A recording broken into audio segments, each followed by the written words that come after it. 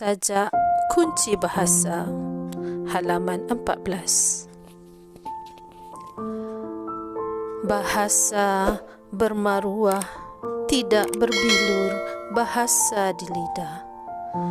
Bahasa berbuah, tidak kering, bahasa di perah. Bahasa bersejarah, tidak luput, bahasa bertingkah. Bahasa berwasilah, tidak putus jambatan ukhuwah. Bahasa berbudi sudah, tidak lokek pada ummah. Bahasa begitu indah, tidak habis, berbahasa bermadah. Nukilan Abdul Hadi Yusof, Pohon Tradisi 2012. Baiklah, seterusnya kita lihat maksud bagi setiap rangkap. Untuk sajak kunci bahasa, rangkap pertama, bahasa bermaruah, tidak berbilur, bahasa di lidah. Maksudnya ialah bahasa yang memiliki maruah, tidak mendatangkan sebarang kerosakan. Rangkap kedua, bahasa berbuah, tidak kering, bahasa diperah. Maksud rangkap kedua ialah bahasa sentiasa berkembang dari semasa ke semasa. Rangkap ketiga, bahasa bersejarah, tidak luput, bahasa bertingkah. Maksud rangkap ketiga ialah bahasa mempunyai sejarahnya dan tidak akan lenyap. Rangkap keempat, bahasa berwasilah, tidak putus jambatan ukhuwah, bermaksud bahasa berperanan untuk merapatkan hubungan persaudaraan. Rangkap kelima, bahasa berbudi sudah, tidak lokek pada ummah. Maksud rangkap kelima ialah bahasa memainkan peranan penting kepada masyarakat ataupun manusia. Rangkap yang keenam, bahasa begitu indah, tidak habis, berbahasa bermadah, bermaksud bahasa mempunyai keindahan yang tersendiri.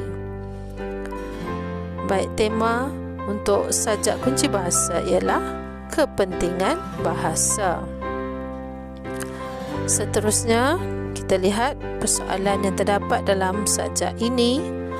Yang pertama, persoalan peranan bahasa kepada masyarakat. Yang kedua, persoalan keindahan bahasa. Yang ketiga, persoalan bahasa penghubung tali persaudaraan. Dan yang keempat, persoalan bahasa sentiasa berkembang. Nada sajak ini ialah bernada patriotik, kerana penyajak menyuarakan rasa cinta akan bahasa dan menghargai peranan bahasa. Baiklah, sekarang kita lihat bentuk bagi sajak kunci bahasa. Yang pertama, dari segi jumlah rangkap. Okey, sajak kunci bahasa mengandungi 6 rangkap. Bentuk yang kedua, setiap rangkap mempunyai jumlah baris yang sama, iaitu 2 baris.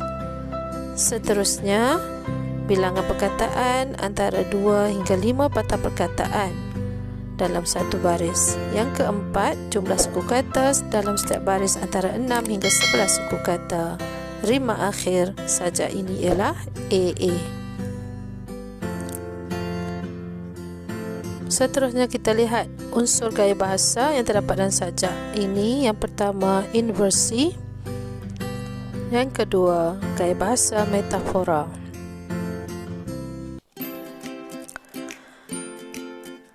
Selain itu, unsur bunyi. Yang pertama, asonansi, iaitu perulangan vokal I, dan aliterasi, iaitu perulangan konsonan B yang terdapat dalam sajak ini. Seterusnya, aspek nilai, iaitu nilai yang boleh kita ambil daripada sajak.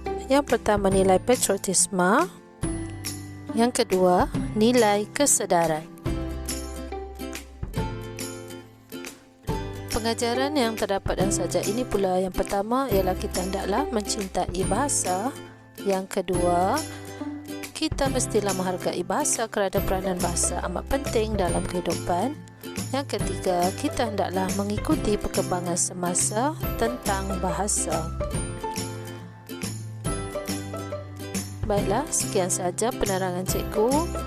Seterusnya, kamu dikendaki menjawab soalan pemahaman berdasarkan sajak kunci bahasa.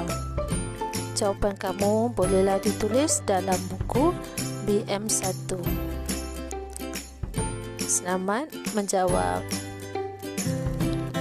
Soalan 1. Berdasarkan sajak kunci bahasa, apakah ciri bahasa yang dinyatakan oleh penyajak? 3 markah. Jadi, pelajar bolehlah merujuk rangkap 2 dan rangkap 7.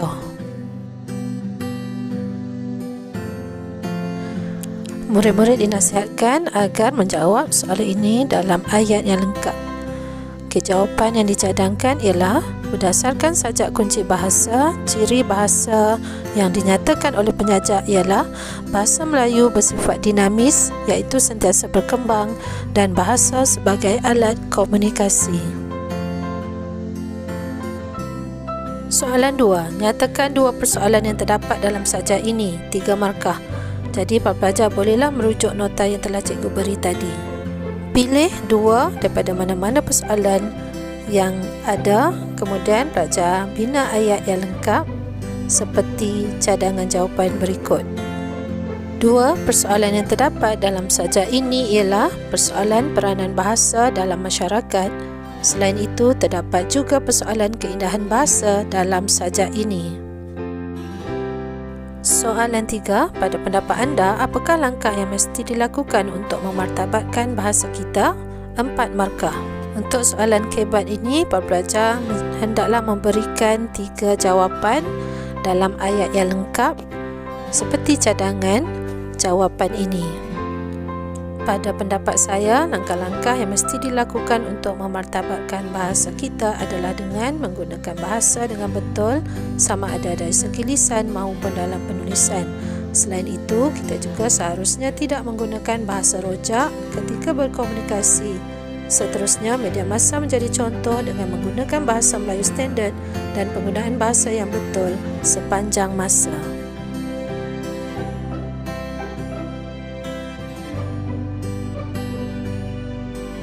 Sekian saja penerangan cikgu untuk kali ini. Semoga bermanfaat. Terima kasih cikgu ucapkan kepada semua. Jangan lupa tekan butang like, komen, share dan juga subscribe channel Cikgu Zihan. Jangan lupa muat turun juga aplikasi Akademi YouTuber dalam telefon Android anda. Sampai jumpa lagi. Bye.